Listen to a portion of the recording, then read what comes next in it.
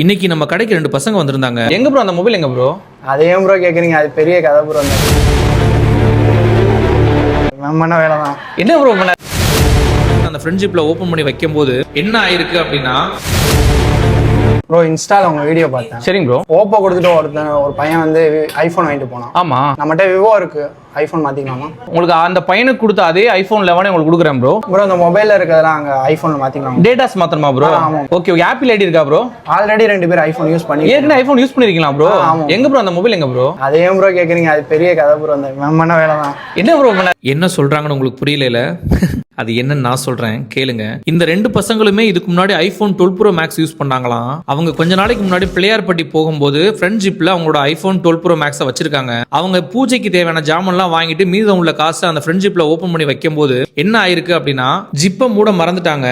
அதோட ஸ்பீடு பிரேக்ல போய் ஏத்திருக்காங்க. அந்த போன் தவறி விழுந்துருச்சு. தவறி விழுந்தது கூட தெரியாம அவங்க என்ன பண்ணிருக்காங்க அப்படின்னா மதுரைக்கு வந்துட்டு ஒரு டீ கடையில டீ வாங்கி குடிச்சிருக்காங்க. ஜிபே பண்ண மொபைல் தேடும் போது தான் அவங்களுக்கு தெரிஞ்சிருக்கு அந்த மொபைல் எங்கேயோ கீழே விழுந்துருச்சு அப்படின்னு. அந்த பையன் நடு ரோட்ல தலையில கை வச்சு உட்காந்துட்டு கஷ்டப்பட்டேன் ப்ரோன்னு என்கிட்ட சொல்லும் போது எனக்கு ரொம்ப கஷ்டமா இருந்துச்சு. இதை கேட்கிற உங்களுக்கு வேணா ரொம்ப சிரிப்பா இருக்கலாம். பட் ஆனா அவங்களோட காசு அவங்களோட பொருள் தொலையும் போது தான் அதோட வழி அவங்களுக்கு தெரியும். இதை கேட்டதுக்கு அப்புறம் நான் என்ன பண்ணேன் அப்படின்னா பெஸ்ட் பிரைஸ்க்கு அவங்களுக்கு பண்ணி கொடுத்தது மட்டும் இல்லாம அவங்களுக்கு எல்லா காம்ப்ளிமெண்ட்ரியும் பண்ணி கொடுத்துட்டேன். கஷ்டப்பட்டு காசு சேர்த்து வாங்குற பொருளை நீங்க தான் பத்திரமா பாத்துக்கணும்.